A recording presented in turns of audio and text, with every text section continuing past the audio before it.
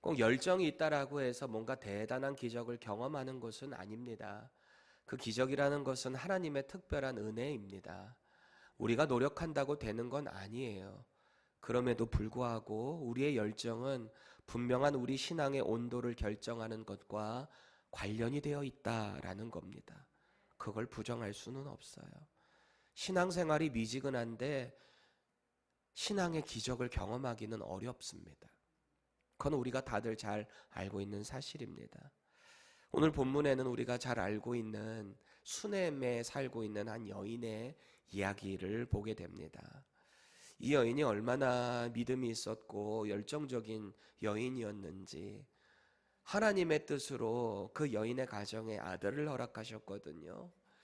분명히 하나님의 기적으로 그 아들을 경험했는데 오늘 본문에 보니까 그 아들이 죽어요.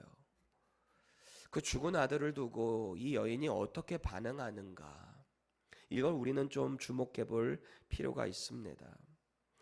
아마 여러분 모두에게는 나름대로의 열정적인 분야가 있을 거예요. 내가 열정에 관심을 갖는다라는 것은 그것에 대한 관심이 있고 즐거움이 있고 거기에 대한 뭔가의 희열이 있을 때 우리는 거기에 열정을 쏟아붓게 됩니다. 혹은 이것을 통해서 내가 뭔가의 큰 열매를 맺겠다라는 기대가 있을 때 우리는 거기에 대한 열정을 갖기 마련이죠. 누군가에게는 성공을 이뤄내기 위한 열정이 있어요.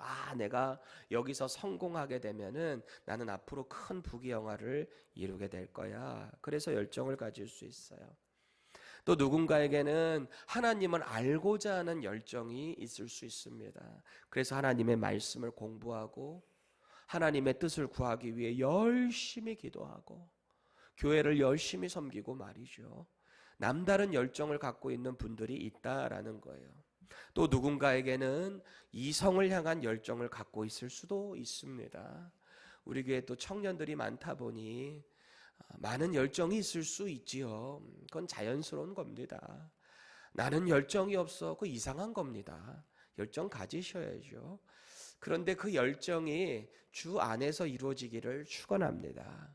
작년인가 재작년인가 우리 교회 지금 안 나오는 친구들인데 저 침례교회는 뭐라 그랬더라, 정글의 법칙 같은 그런 분위기가 되어 있대요. 서로 사귀었다가 헤어졌다 사귀었다 헤어졌다. 많이 모이면은 당연히 그럴 수 있겠죠. 여러분 PCC 안에서는 안 그러겠어요. 중요한 건 뭐라고요? 주 안에서입니다. 주 안에서 열정을 갖기를 바랍니다. 여러분들께 질문 드려요. 여러분은 지금 뭐에 대한 열정을 가지고 계세요? 무엇에 대해서 그렇게 열심히 달려가고 계세요? 무엇에 대부분의 시간을 할애하고 계십니까? 그 열정은 무엇을 위한 것입니까? 그 열정이 하나님을 향한 것이 아니라면 오늘 진지한 고민이 있기를 바랍니다.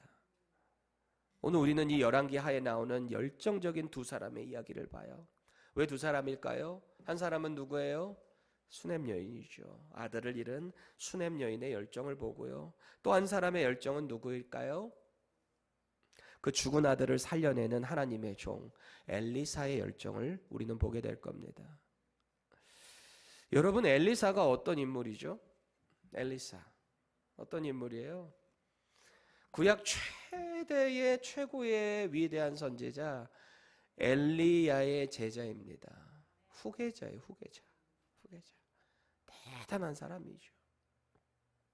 열왕기하 2장 1절에서 14절에 보면은 그가 어떻게 엘리야의 후계자가 됐는지가 나와요. 이 사람이 얼마나 열정적이었던 사람인가를 여기 여러분 한번 쫙 읽어보면 알게 됩니다. 아주 이 엘리야가 지겨울 정도로 그만 좀 따라다녀라 하는데도 끝까지 따라다녀서 결국 후계자가 되는 사람이에요. 그가 바랬던 건 뭐냐? 엘리야로부터 그가 갖고 있는 하나님의 능력에 배의 능력을 갖기를 원합니다. 이게 보통 열정이 아닌 거예요. 여러분, 엘리야만 해도 대단한 사람 아닙니까? 죽음을 보지 않고 하늘을 올라간 사람이에요. 구약시대에 마치 예수님과 같은 존재가 엘리야 아니었습니까? 훗날 예수님이 높은 산에 올라가셨을 때 이 율법을 대표하는 사람으로 모세가 나오고요. 선지자를 대표하는 사람으로 엘리야가 나올 정도로 대표적인 사람이죠. 그런데 그렇게 대단한 사람의 능력을 2배나 받기를 원합니다. 그게 누구라고요? 엘리사입니다. 길갈에서 쫓아가요. 가라고 하는데 끝까지 쫓아가요. 그 다음에 베델로 갈 때도 쫓아가요. 여리고 가는데도 쫓아가요. 계속 그만 오라고 해도 그래 네가 끝까지 오다가 하나님의 능력이 어떻게 임하는지 좀 보자. 마지막에 요단까지 갔다가 거기서 갑절의 은혜를 받는 사람, 그 사람이 엘리사예요. 여러분, 수넴 여인은 어떤 사람이에요? 수넴 여인, 이 사람은 물론 수넴이라는 지역에 사는 여인입니다. 열왕기하 4장 8절에 보면은 이런 말씀이 나와요. 하루는, 엘리사의 이야기를 하는 거예요. 하루는 수넴에 이르렀더니 거기에 한 귀한 여인이, 소개 자체가 귀한 여인이에요. 일반 여인이 아니에요. 그를 간권하여 음식을 먹게 하였으므로 엘리사가 그곳을 지날 때마다 음식을 먹으러 그리로 들어갔더라. 이 여인에 대해서 그렇게 소개를 합니다. 간권이라는 말이 뭔가? 간절하게 권유한다라는 말이에요. 왜 이 간권이라는 뜻으로 번역됐는가? 히브리어를 한번 보세요. 하자크라고 하는 단어입니다. 달라붙다, 압도하다, 굳히다, 견고하게 되다. 이 간권하다라는 이 뉘앙스가 어떤 느낌인지 아시겠죠? 아주 그냥 딱 달라붙는 거예요. 포기하지 않는 열정이에요. 그렇지 않아요? 붙어서 강하게 설득하는 그림이다라는 겁니다. 이 여인이 어떤 캐릭터인지 머리에 좀 연상이 되시죠? 주의 종 대접하겠다고 그렇게 열정을 가진 여인. 우리 교회 집사님, 권사님들 같다. 귀한 분이에요. 그러니까 성경도 귀한 여인이 있었다라고 소개를 하는 거 아니겠어요? 타고난 섬김에 열정이 있는 사람이다라는 겁니다. 그럼 이 엘리사하고 수넴 여인의 공통점이 뭘까요? 둘 다 열정은 있어요. 공통점이 또 하나 있다면 뭔가? 둘 다 하나님을 향한 열정으로 가득 차 있었던 거예요. 이게 사람에 대한 게 아니라 결국 사람을 그렇게 대하는 이유가 뭡니까? 하나님의 종이기 때문에 하나님을 섬기는 마음으로 그렇게 열심을 다했던 건 아니겠어요? 엘리사도 왜 엘리야의 그 갑절의 그 영감을 받기를 원했던 거예요? 하나님께 귀하게 쓰임 받기 위해서. 다 하나님과 연결이 되어 있다는 거예요. 그런데 우리의 열정은 어때요? 이 땅에서의 성공, 이 땅에서의 안정감, 혹시 그것 때문에 열정을 갖고 계시지 않으세요? 점검해 보셔야 돼요. 특히 오늘 이 수넴 여인의 이야기를 보면 이 주의 종을 열심히 섬겼더니 생각지도 않는 아들을 받았거든요. 앞선 내용을 보면 남편은 많이 늙었대요. 그래서 아이를 가질 수가 없는 형편이었다라고 합니다. 엘리사가 자기의 종이에요. 게하시라는 종에게 뭐가 필요한지 알아봐라 그랬더니 뭐라고 한 거예요? 자식이 없습니다. 내년 이맘때 너에게 아들이 있을 거다. 아이, 무슨 말씀이세요? 장난치지 마세요. 왜 있을 수 없는 일이라고 생각했거든요. 여러분, 하나님의 일은 있을 수 없는 그때 나타나요. 그걸 믿음으로 받아들이는 게 우리의 신앙생활이에요. 그런데 오늘 본문은 그 축복으로 받은 기적의 아들을 잃어요. 죽었다는 거예요. 그럼에도 불구하고 또다시 하나님을 향한 믿음의 열정으로 이 여인은 그 상황을 극복해 나갔다라는 겁니다. 말씀 가운데 우리 하나님을 향한 열정을 잘 점검했으면 좋겠어요. 여러분들이 지금 뭘 열심히 하던 간에 그 열정이 하나님과 연결되어 있어야 한다라는 거예요. 그게 아니면 다 문제가 돼요. 하나님과 열정이 연결되기를 바랍니다. 그래서 오늘도 우리 복음의 뜨거운 열정이 다시 회복되기를 원해요. 복음이 뭐예요? 굿 뉴스잖아요.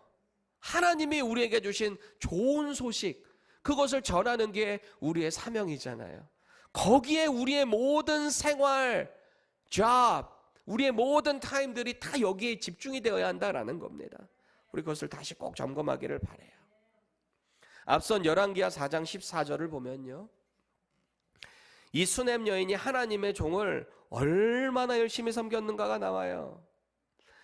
남편이 나이 많다 그랬잖아요. 아이를 가질 수 없다 그랬잖아요. 그럼에도 불구하고 아들의 약속을 받았어요. 또 앞선 17절을 보면 그 축복의 약속이 그대로 이루어졌어요. 얼마나 경사해요. 그렇죠? 역시 하나님의 종을 섬기니 이런 복을 받았어. 여보, 하나님이 주신 선물이야. 이 아이를 얼마나 지극정성으로 키웠겠어요. 그렇죠? 아이를 볼 때마다 하나님께 감사했을 겁니다. 그렇죠? 그런데 웬걸요? 19절 20절 우리 다 같이 한번 읽어볼게요. 시작. 그의 아버지에게 이르되 내 머리야 내 머리야 하는지라. 그의 아버지가 사안에게 말하여 그의 어머니에게로 데려가라 하매 곧 어머니에게로 데려갔더니 나까지 어머니의 무릎에 앉아 있다가 죽은지라. 아멘. 아들을 주실 때는 언제고 눈에 넣어도 아프지 않을 그런 아들을 갑자기 데려가셨다라고 생각하는 거예요. 여러분이라면 어떨 것 같으세요? 우리 희양 집사님 그런 일이 있으면 안 되겠지. 만약 이렇게 되면 어떻게 하시겠어요? 우리 희양 집사님도 희양 집사님이시지만 우리 김순식 권사님 어떻게 큰일 나지, 큰일 나지. 이거 웬만한 믿음 가진 사람이라도 하나님 원망할 겁니다. 주실 때는 언제고 왜 데려가세요? 주저앉고 얼마나 절망 가운데 울었겠어요. 우리가 예수님 믿고 신앙생활하는 중에 얼마나 이해할 수 없는 일들이 많이 있어요. 우리가 그렇죠. 우리가 믿음 생활할 때 이 정도는 내가 좀 예상이 돼 이러면 참 좋을 것 같아요. 그렇죠?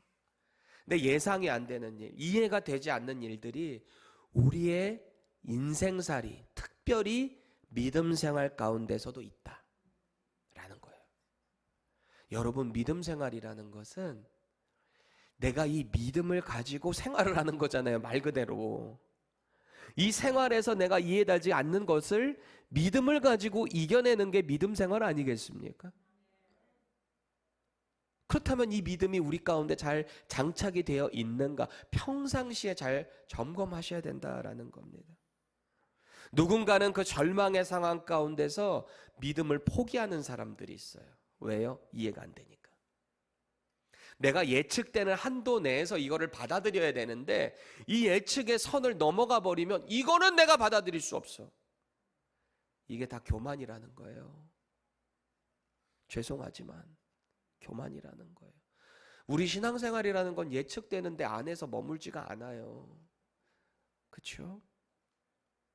제가 이번에 터키에 가가지고 선교사님이랑 대화를 하는데 우리 고병익 선교사님 거기서 만으로 30년째 지금 목회하시는 분이에요. 이 고병익 선교사님은 우리 남침례교 한인침례교회 해외 선교부에서 파송되신 분이시고요. 우리 교회랑 깊은 연관이 있고요. 이즈미르 성경에 나오는 서머나라는 아시아 지역에서 사역하시는 우리 서홍원 선교사님은 한국 총신 합동 측에서 출신이십니다. 거기서 파송된 건 아니신데 합동 총신 출신이시고 장로교 목사님인데 합동 사역을 하다 보니까 그 안에 우리 IMB 미국 선교사님도 같이 계셔서 사역을 하고 계시더라고요. 이분도 역시 거기서 16년 현지인들 목회를 하고 계십니다. 튀르키예어들을 얼마나 둘 다 유창하게들 하시는지 우리 고병희 선교사님 아예 그냥 튀르키예어로 다 설교하시고 제자 훈련하시고 다 하시는 거예요. 저도 그래서 몇 가지 하고 왔죠. 메하바, 벤 민두식 이 튀르키예어입니다. 알란가 모르겠어요, 여러분. 데세켈렐 이게 땡큐입니다. 데세켈렐 몇 가지 주워 왔다고 또 이렇게 자랑하고 있습니다. 여러분 거기서 사역하는 선교사님이랑 제가 대화를 하는데요. 30년을 하셨어요. 그런데 얼마나 많은 절망과 좌절의 스토리들이 있었겠어요? 이슬람 지역이에요. 그래도 이슬람 지역 중에서 튀르키예는 유럽이랑 맞닿아 있기 때문에 특히 이스탄불 지역에는 그나마 좀 자유롭게 할 수 있습니다. 그럼에도 불구하고 이슬람 지역이기에 안정성이라는 게 예측할 수가 없는 거예요. 때로는 언제 추방될지 모르는 상황에서 이분들이 그 사역을 하는 거예요. 그 선교사님 이 말씀하시더래요. 우리 고병익 선교사님이 그러세요. 기도 제목이 오늘 하루에 최선을 다해 살아가는 거예요. 오늘 하루. 왜 어떻게 될지 모르니까. 당장의 나라가 어떻게 바뀌어가지고 또 추방시킬지 모르니까. 절망 가운데서도 그 믿음을 붙잡고 하나님께서 나를 통해 오늘 무슨 일을 하실지 그거에 집중을 하고 있는 모습을 제가 보고 왔습니다. 그분이 그러세요. 여기서 은퇴하고 싶어요. 끝까지. 우리의 사명을 돌아봐야 합니다. 나의 열정이 어디에 연결되어 있는가 말이죠. 누군가는 절망 가운데 믿음을 포기하기도 하지만 누군가는 그 절망을 통해 하나님의 일하심을 바라보며 하나님의 그 새싹을 통해 하나님의 열매들을 기대하는 사람들도 있다라는 겁니다. 그 절망을 믿음의 성장의 기회로 삼는 사람도 있다라는 거예요. 그래서 결국 그 절망을 딱 우리가 마주하게 될 때 나의 신앙의 성장으로 내가 받아들일 준비가 돼 있는가? 아닌가? 이게 우리 신앙생활에 판가름이 나는 거예요. 미리 준비하셔야 돼요. 지금 절망을 마주하기 전에 미리 준비하셔야 돼요. 반드시 믿음을 선택하셔야 한다라는 겁니다. 오늘 수넴 여인의 반응을 좀 보세요. 21절입니다. 그의 어머니가 올라가서 아들을 하나님의 사람의 침상 위에 두고 문을 닫고 나와. 뭔가를 이거 숨기고 싶어요. 남편에게도 숨기고 싶어요. 하나님이 하실 것을 기대를 하고 있는 거예요. 여러분 정상적이라면 이 여인이 어떻게 했어야 돼요? 자기 남편 밖에 있잖아요. 어떻게 해야 돼요? 여보. 우리 아들이 숨을 안 쉬어요. 여보 어떻게 된 건지 올라가 보세요. 이게 정상 아니에요? 그렇죠? 근데 이 여인의 반응은 놀라울 정도로 침착해요. 놀라울 정도로. 남편에게 이 사실을 알리지도 않아요. 아들 죽었다는 얘기를 하지도 않아요. 마치 창세기 22장에 하나님이 기적적으로 아브라함의 집에 이삭을 허락하셨죠. 근데 하나님이 어느 날 이 아브라함에게 나타나서 뭐라 그러세요? 내 아들 이삭을 나에게 번제로 바쳐라. 번제가 뭔지 아시죠? burnt offering입니다. 태워 죽이는 거예요. 그대로 태우는 게 아니에요. 죽이고 가르고 그런 끔찍한 일을 그거 하라는 거예요. 100살에 기적적으로 주신 아들 주실 때는 언제고 약속의 아들이라면서요. 근데 왜 죽여서 바치래요? 하나님의 명령이 딱 떨어지니까 아브라함이 어떻게 해요? 여보 일로 와봐. 하나님이 저 이삭을 바치래. 당신 아무 말도 하지 마. 내가 그냥 갔다 올게. 이랬을까요? 아니면 아무 얘기도 안 하고 그냥 갔을까요? 아무 얘기도 안 하고요. 왜? 여러분 사라가 어떤 여자였는지 아시잖아요. 자기 첩 하갈, 원래 실제적인 장자잖아요. 이스마엘이 그 집에 최고 먼저 나온 아들이니까. 그 아들이 나중에 애기 젖댈 때 이삭을 막 놀리는 거 보고 어떻게 했던 여자예요? 여보 저거 당장 내쫓으세요 이랬던 사람이 사라란 말이에요. 그렇죠? 이거 상의하면 돼요 안 돼요? 당연히 안 되겠죠. 아브라함이 그걸 알았던 것 같아요. 그리고 말도 없이 그냥 쭉 갔잖아요. 어떤 분들은 이 말씀에 은혜를 받아가지고 집에 중요한 일이 있을 때는 배우자랑 상의하는 게 아니구나 그랬다가 큰일 나십니다. 여러분은 아브라함이 아니에요. 여러분은 수넴 여인이 아니에요. 상의 꼭 하세요. 그리고 목사님한테도 와서 상의하시고요. 같이 기도하면서 알아가면 되죠. 지금 우리에게는 성령 하나님이 계시니 같이 알아가면 돼. 근데 이때는 하나님이 그런 마음을 강하게 주셨던 것 같아요.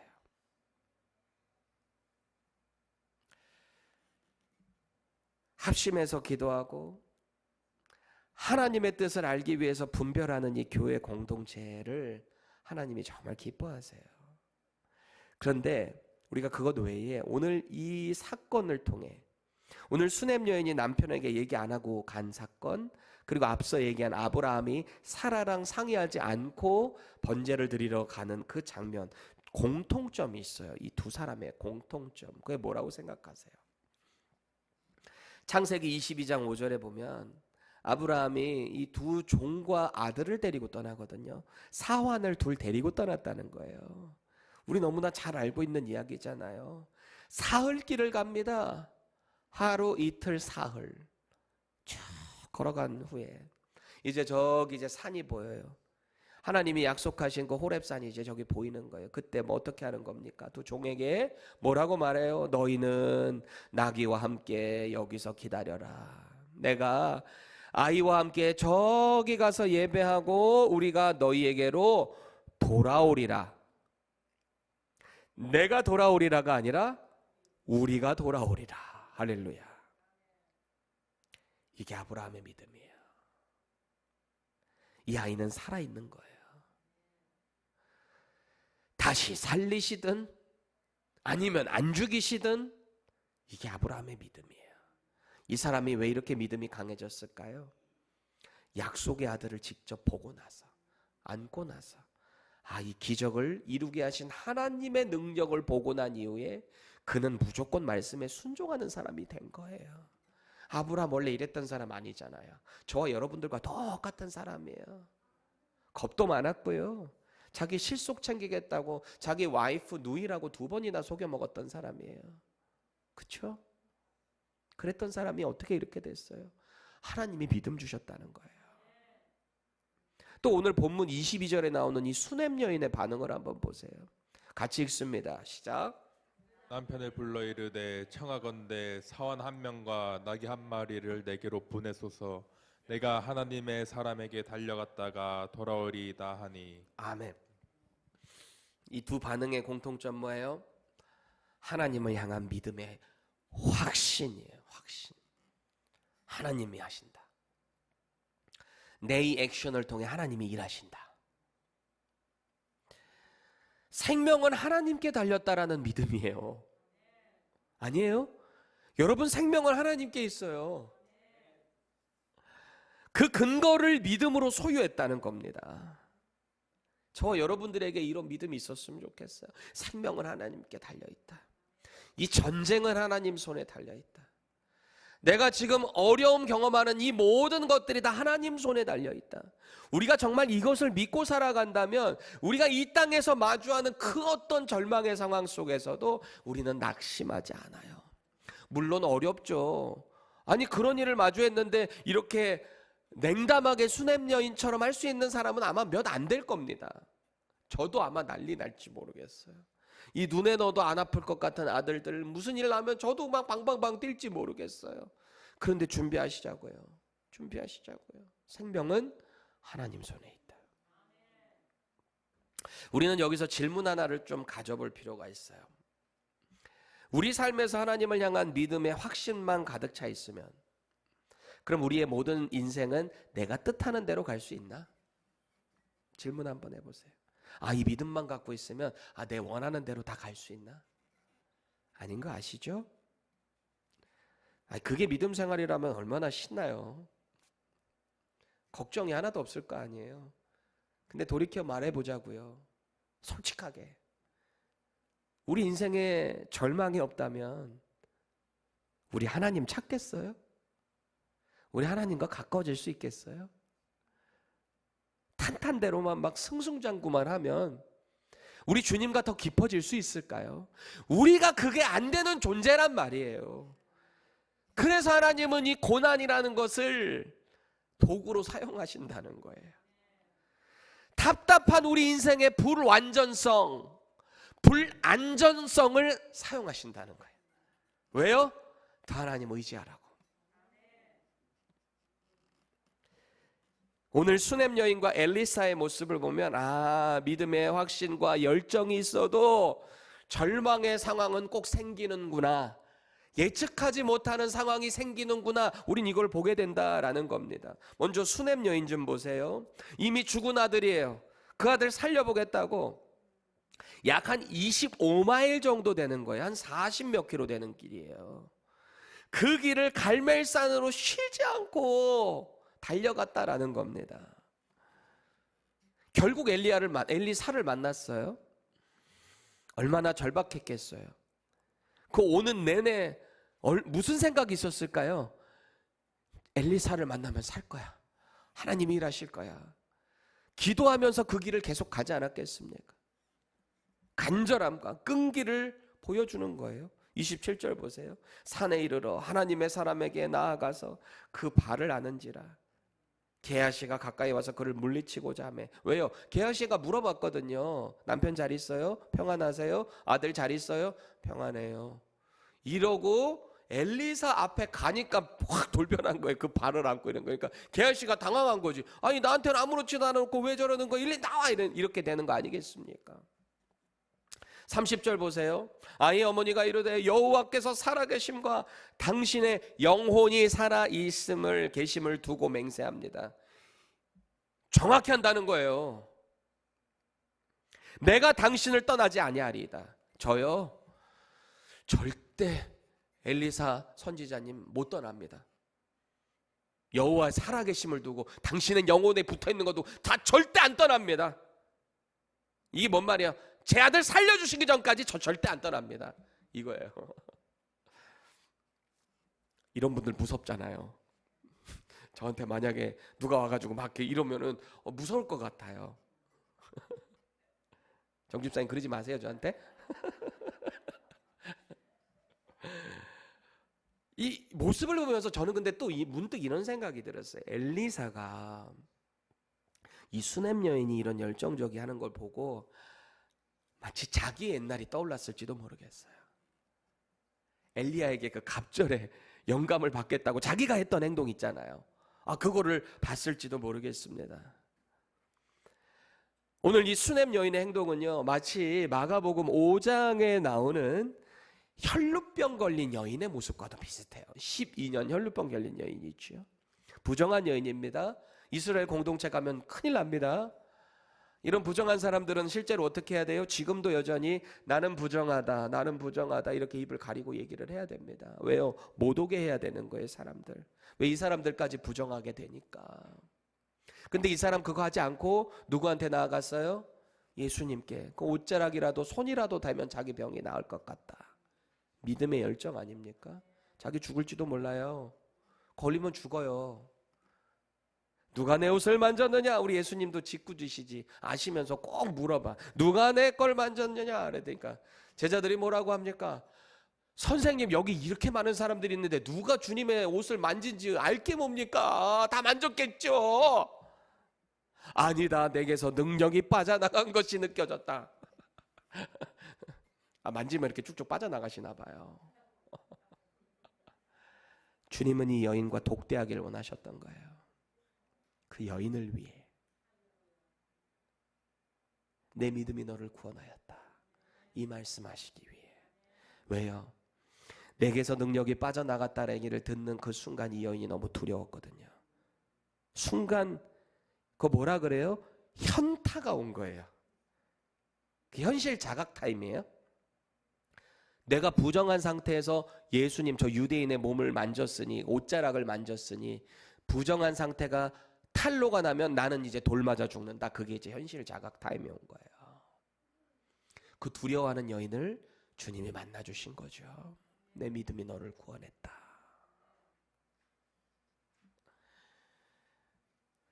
간절함 속에 반드시 여인은 열정을 가질 수밖에 없었죠. 오늘 이 수넴 여인도 마찬가지예요. 간절한 열정이에요. 아들을 살리고자 하는 열정. 저와 여러분은 하나님 은혜를 간구하는 어떤 열정을 갖고 계세요 지금? 그 열정이 있기는 하세요? 하나님 저 오늘 꼭 만나 주셔야 돼요. 오늘 제게 꼭 응답해 주셔야 돼요. 저 주님의 도우심 없이는 하루도 살아갈 수 없어요. 이런 열정이 있으세요? 혹시 처음 예수님 만났을 때 열정이 언제였는지 기억도 안 나세요? 그거 회복하셔야 돼요. 아유, 나도 옛날엔 저랬지. 그런 말 하지 마세요. 여러분의 매일이 처음 주님을 만났을 때처럼 사셔야 돼요. 그렇게 사셔야 돼요. 주님께 매달리셔야 합니다. 그때 역사가 일어나요. 해주시던가 말던가 안 돼요. 그러니까 안 해주시죠. 안 만나주시죠. 그렇다면 오늘 그 아들을 살려내는 하나님의 종 엘리사의 열정은 어떤가? 엘리사는 수넴 여인의 간절함과 열정에 감동받았어요. 받았을 거예요 아마. 그렇죠? 그리고 수넴으로 발걸음을 옮깁니다. 가요. 그 아들 살려내려고. 그런데 좀 흥미로운 장면이 나옵니다. 우리 31절 같이 읽어볼게요. 시작. 게하시가 그들보다 앞서가서 지팡이를 그 아이 얼굴에 놓았으니 소리도 없고 듣지도 아니하는지라. 돌아와서 엘리사를 맞아 그에게 말하여 아이가 깨지 아니하였나이다 하니라. 이게 원래 엘리사가 먼저 그렇게 하라고 명령을 내렸던 거거든요. 그렇죠? 앞서 29절에 보면은 그렇게 먼저 얘기한 거예요. 이 종에게 내 허리를 묶고 내 지팡이를 준 거죠. 손에 들고 가라. 먼저 가라는 거예요. 가서 먼저 상황 보고 내가 하라는 대로 먼저 해. 그 죽은 아들한테. 그렇죠? 근데 가는 길에 사람 만나거든. 너 인사하지 마. 그냥 즉시 가라는 거예요. 다른 거 하지 말라는 거예요. 유대인들의 전통 자체가 만나면 서로 이게 부둥켜 안고 인사하고 막 그 자체가 길어요. 그러니까 그거 하지 말라는 거예요. 예수님도 제자들에게 나중에 그렇게 이야기하시죠. 원래 그 사명만을 위해서 가. 인사 막 이런 거 하느라고 시간 낭비하지 말고. 그렇죠? 똑같죠. 사람이 내게 인사할지라도 대답하지 말고. 좀 요거는 야속할 수도 있는데 하여튼 지금 목적이 제일 중요하니까. 그 다음에 제일 중요한 게 이거예요. 내 지팡이를 그 아이 얼굴에 놓으라. 그랬어요. 그래서 했더니 안 됐다는 거예요. 게하시는 살을 거라고 예상을 한 거예요. 그거 갖다 놓으면. 엘리사의 지팡이 놓으면. 이 본절에서 능력이 발휘하지 못한 이 엘리사의 지팡이에 대해서 학자들의 이견이 조금 있어요. 어떤 사람들은 이제 세 가지인데 29절의 내용은 엘리사가 직접 가지 않았을 때 명령이었기 때문에 능력이 나타나지 않았다 라고 보기도 하고요. 또 어떤 사람들은 랍비들의 주장입니다. 유대교들의 랍비들인 거예요. 29절에서 아무에게도 인사하지 말라고 했는데 이 게하시가 가다가 분명히 인사했을 거다. 그래서 능력이 나타나지 않았다. 세 번째, 허영심이 가득하거든요. 이 게하시가. 아람 장군 아시죠? 나아만에게도 주인이 받지 않은 걸 자기가 뒤에서 이렇게 챙겼다가 그거 나중에 걸려가지고 문둥병 걸리잖아요. 저주 받잖아요. 허영심이 가득한 게하시가 가는 길에 자신을 드러냈기 때문이다 라는 말도 합니다. 자신을 드러냈다. 엘리사가요 이 게하시에게 특별한 말을 하지는 않았어요. 이렇게 딱 보고를 받았을 때. 그리고 뭐 하나 보세요. 이 사람 들어가서 이제 엘리사가 33절 보십니다. 들어가서는 문을 닫으니 두 사람뿐이라 엘리사가 여호와께 기도하고. 여기도 또 문을 닫고 둘이 있습니다. 그렇죠? 가장 먼저 뭐 했대요? 네, 문을 닫았어요. 그거 말고 지금 중요한 게 들어가서 뭐 했나 이걸 보라는 거잖아요. 뭐예요? 하나님께 기도하는 거예요. 기도해요. 그리고 4절, 5절을 우리 좀 생동감 살려서 세 번역으로 읽어보겠습니다. 시작. 침대 위로 올라가서 그 아이 위에 몸을 포개 엎드렸다. 자기 입을 그 아이의 입 위에 두고 자기 눈을 그 아이의 눈 위에 두고 자기의 손을 그 아이의 손 위에 놓고 그 아이 위에 엎드리니 이 아이의 몸이 따뜻해지기 시작하는 것이 아닌가. 엘리사가 잠시 내려앉았다가 집안 이곳 저곳을 한번 거닌 뒤에 다시 올라가서 그 아이의 몸 위에 몸을 포개어 엎드리니 마침내 그 아이가 7번이나 재채기를 한 다음에 눈을 떴다. 아멘. 이게 그림이 그려지세요, 여러분? 이 엘리사가 지금 뭐 했는가? 눈은 눈대로 입쪽으로 할까? 손도 손으로 쫙 이렇게 그 위에 포개고 그냥 누워 있는 그림이잖아요. 이거를 하기 위해서 얼마나 막 땀을 흘리면서 열심히 했겠어요, 지금? 하나님께 기도하고 그 하는 모든 행동들이. 엘리사가요, 예수님처럼 죽은 나사로에게 나사로야 나와라 이렇게 하신 게 아니잖아요. 마치 예수님이 침을 뱉어가지고 흙을 진 이겨가지고 그것을 눈먼 맹인에게 막 발라주듯이 우리가 이해할 만한 상황은 아니에요. 지금 엘리사가 하는 행동도. 그렇죠? 그런데 하나하나씩 이렇게 열심을 다해서 하는 행동 자체를 보면 얼마나 그가 지금 이 일에 진심인가를 보게 된다라는 겁니다. 여러분 중에 또 이거 보면서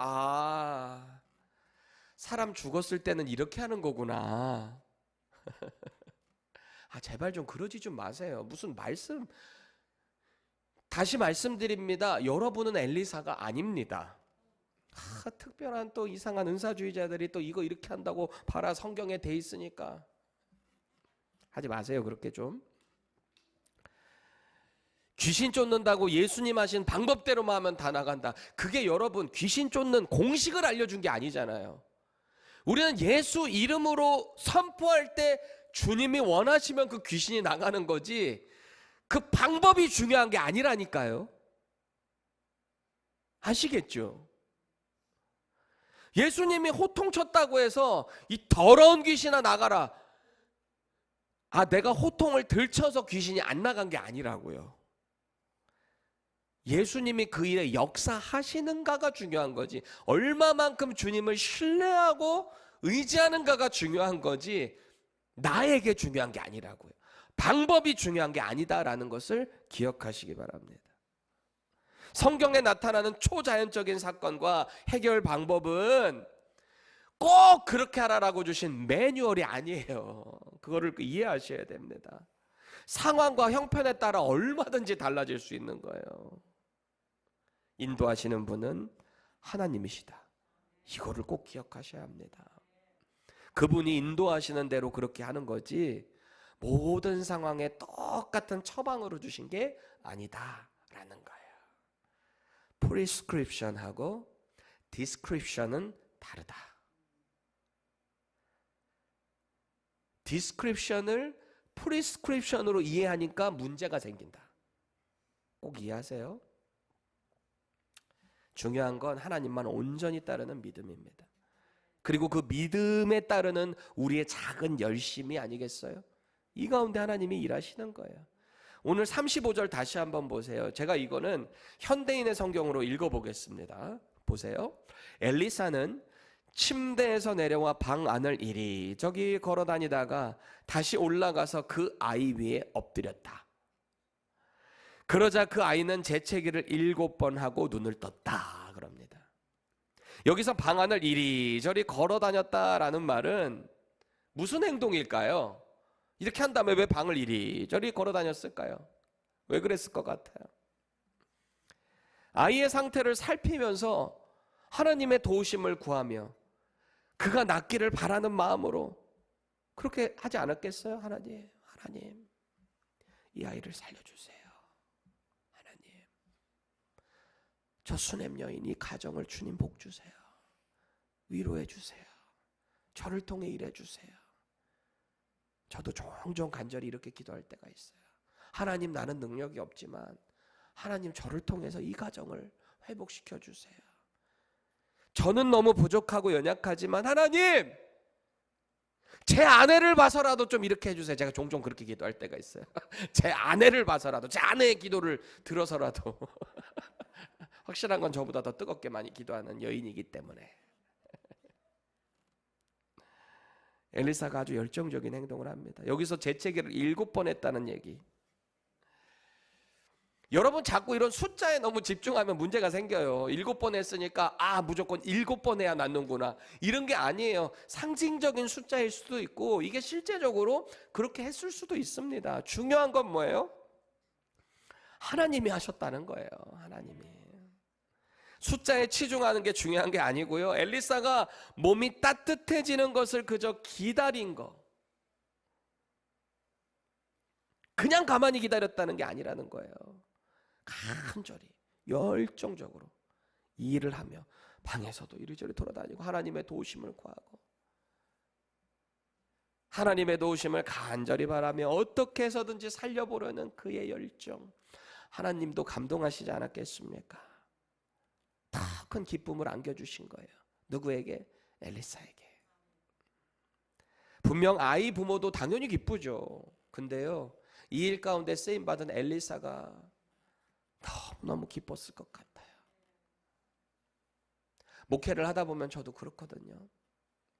여러분의 문제를 놓고 간절히 기도하는데 어느 날 여러분이 하나님의 은혜로 이게 회복이 됐어요. 그 얘기 들으면 얼마나 기쁜지 몰라요. 저는 요새 너무 감사한 것 중에 하나가 우리 교회 장년들이 회복되는 게 보여요. 우리 교회 장년들이. 청년들은 원체 다이나믹해서 이랬다가 저랬다가 근데 우리 장년은 원래 좀 꾸준해요. 차가우면 그냥 차가운 대로 쭉 가 오랫동안. 이게 회복되기가 쉽지가 않아요. 장년들은. 솔직히 말하면 장년이 아니라 우리 노년들은 말이죠. 정확히 말하면 노년이지. 왜 65세 이상이면 시니어 그룹으로 다 들어가니까. 그렇죠? 근데 회복되는 게 보여요. 지금 간절한 기도. 오늘 제 아내가 그러더라고요. 하나님이 우리 교회를 이렇게 회복시켜 주시는 것 같아요. 여러분, 오늘 말씀을 통해서 우리가 분명하게 기억해야 될 사실이 있습니다. 우리 인생의 생사화복, 살아가고 죽고 화를 당하고 복을 얻는 이 생사화복은요, 다 하나님 손에 달려 있어요. 진짜예요. 수넴 여인은 아들이 죽은 상황에서도 절망에 머물러 있지 않았어요. 절망의 자리에서 일어나서 하나님의 종에게, 결국은 하나님께 달려간 거 아니겠어요? 엘리사는 어때요? 상황이 쉽지 않았어요. 엘리사도 끝까지 포기하지 않아요. 하나님께 기도합니다. 마치 좀 우스꽝스럽게 보이는 원초적인 방법일진 모르겠어요. 근데 하나님은 그 사용을 하시는 거예요. 그 종을 사용하셨어요. 결국 생명을 돌려주셨다. 우리가 주목해야 할 것은 이들이 경험한 기적이 아니에요. 우리가 자꾸 기적에만 주목하게 되면은 그 기적이 안 채워지면 우리는 늘 실망하잖아요. 우리 신앙생활이 기적에만 맞춰지면 안 된다는 거예요. 그 기적을 경험하기까지 하나님을 향해 달려간 그 믿음의 열정을 주목하시기 바랍니다. 이들의 믿음의 열정 말이죠. 끝까지 하나님을 신뢰했던 그 마음을 도전받아야 한다라는 겁니다. 그 열정 가운데 우리 삶의 수많은 기적의 간증들이 넘쳐나야 하는 거예요. 최소한 열정부터 회복하시자고. 열정부터. 여러분, 솔직히 교회 생활 오래 하다 보면은 처음 가졌던 믿음 뜨거워진 거, 식어지는 거 보통 아니죠? 보통이죠. 그냥 기억도 안 나시는 분도 많죠. 제가 이번에 튀르키예 소아시아 7교회 다녀왔잖아요. 그쪽도 정말 바빴어요. 이스탄불에서 이 서머나 이즈미르까지 또 국내선 타고 비행기를 가야 돼요. 연착돼가지고 얼마나 또 고생 많이 했는지. 걱정 마십시오. 여러분, 내년에 갈 때는 제가 사전 답사를 간 이유가 있어요. 우리 어르신들 고생 최대하게 안 하게 하려고 모든 고생 다 제가 하고 온 거예요. 그래서 내년에는 그 고생 안 시키려고 뭐 차도 렌트해가지고 아예 그냥 그렇게 하려고 합니다. 그 중에서 여러분, 소아시아 7교회 중에 제일 잘 알고 있는 교회 어디 있어요? 에베소, 물론 에베소. 또 여러분 잘 아는 데 있잖아요. 7개 교회 중에 미지근한 신앙으로 책망받은 데 어디예요? 노. 어디죠? 너네 그렇게 미지근하면 내가 토야 내쳐버린다 했던 곳. 라오디게아잖아요. 라오디게아 교회. 헷갈릴 수 있어요. 괜찮습니다. 자, 라오디게아. 제가 이 라오디게아가 되게 기대가 됐었어요. 물론 에베소는 당연히 가장 명소 중에 한 곳이기 때문에 이 에베소는 막 전 세계에서 미어 터집니다. 여기 투어리스트들이. 너무 안타까운 게 튀르키예 전체가 하나님의 흔적이 남아있는 곳이에요. 선교사님 그런 말씀하시더라고. 전 세계에서 구약 창세기부터 시작해서 요한계시록까지 지명이 그대로 남아있는 지역은 튀르키예밖에 없다. 아라라산 튀르키예 있잖아요. 해쪽 속 헤타이트 거기 튀르키예에 있습니다. 해쪽 속 아시죠? 가나안 그쪽에 있었다. 다 뭐 소아시아 7교회, 바울의 고향 다소, 갑바도기아 거기 다 지금 신약의 흔적들이잖아요. 사도 요한 마지막 돌아가신 뭐 에베소 지역 뭐 말할 것도 없고 말이죠. 자, 근데 제가 이 라오디게아가 너무너무 궁금했어요. 실제로 가서 보고 싶었어요. 지금은 호나스 산이라고 그래요. 호나스가 튀르키예입니다. 호나스 산이라고 돼 있는데 라오디게아가 이 밑에 쪽에 있으면은 이 호나스 산에서부터 내려오는 차가운 물이 내려와요. 여기까지 이렇게 쭉. 이 호나스를 제가 검색을 해보니까 호나스가 옛 이름이 골로새입니다.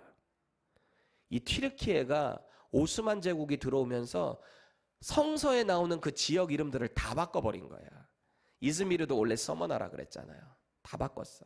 이 호나스가 골로새 산에서 내려오는 차가운 물이 계곡물이죠. 쭉 내려와서 이 수로를 연결했기 때문에 라오디게아가 부자 동네예요. 거기 이제 안과도 있고 그 안약으로 돈도 많이 벌고 그러니 부자 동네란 말이에요. 거기 실제로 있었던 세워졌던 교회가 있는데 그 뭐 당연히 초대교회는 아니죠. 이제 정식 기독교가 공인된 이후에 거기다가 교회를 엄청나게 크게 지어서요. 거기다 지어요. 거기서부터 내려오는 찬물. 그리고 근처에 보면 히에라폴리스라는 데가 있어요. 히에라폴리스. 여기는 골로새서에 나옵니다. 에바브로라는 사람을 천명하며 그를 칭찬하는 바울의 편지 가운데 이 편지를 라오디게아 히에라폴리스 회람해라. 골로새서를 감옥에서 그걸 쓴 거잖아요. 사도 바울이. 히에라폴리스에서는 온천물이 나옵니다. 그게 여기까지 쭉 내려서 수로가 여기 연결되어 있거든요. 찬물과 뜨거운 온천물이 만나니 미지근해져 버리죠. 여기가 라오디게아예요. 주님이 거기를 탁 인용하시며 너희들의 신앙이 이렇게 미지근하게 되면 내가 토하여 내쳐버린다. 그렇죠? 우리도 마찬가지 아니겠어요? 미지근한 신앙 되겠습니까? 뜨뜻 미지근하게 신앙생활에서 주님 만나시겠습니까? 교회 생활 오래 하다 보니 어느 순간 예배가 형식이 돼버립니다. 기도의 절박함이라는 게 없어요. 그냥 이렇게 눈만 감고 있다가 끝나면 나가요. 내가 오늘 주님은 만나지 않으면 나는 큰일 난다. 나 인생 끝난다. 이런 절박함이 없어. 여러분 내일 자신할 수 있으세요? 청년들은 자신할 수 있을지 모르겠지만 여러분 청년들도 내일 자신하지 마세요. 주님이 부르시면 우리 언제든지 다 갈 수 있어요. 그렇죠? 간절함을 가져야 돼요. 내가 내 삶을 스스로 통제한다고 착각하지 마십시오. 우리 인생은 하나님 손에 달려 있습니다. 오늘 수넴 여인 보세요. 믿음의 열정 좀 보세요. 아들이 죽은 그 절망의 상황에서도 25마일을 달려가요. 하나님의 종을 찾아요. 그녀에게는 확신이 있었어요. 그게 뭐죠? 생명은 하나님 손에 달려있다. 아들을 포기할 수가 없었던 거예요. 그러니 주의 종의 다리를 안고 하나님 살아계심과 당신의 영혼이 살아있음을 두고 내가 맹세합니다. 절대 저는 떠나지 않겠습니다.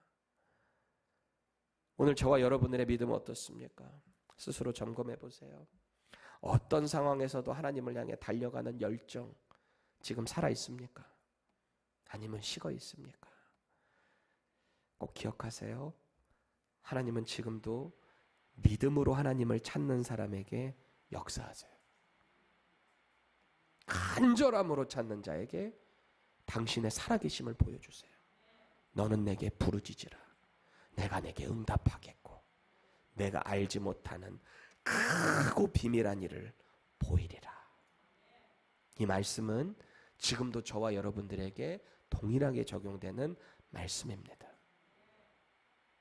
너희가 기도하면 내가 응답하겠다. 의인의 기도는 간구하는 힘이 크다. 와라, 와서 나랑 변론 좀 하자. 나에게 나와라. 나를 아는 지식 좀 키워라. 왜 하나님이 자꾸 저와 여러분들에게, 이 시대를 살아가는 당신의 백성들에게 이런 초청을 하시는 걸까요? 왜 이러시는 걸까요? 가까이 하고 싶으셨어요. 이 모든 초청들의 공통점이 뭘까요? 우리의 열정이 기적을 일으킨다는 게 절대 아니에요. 그거 오해하지 마세요.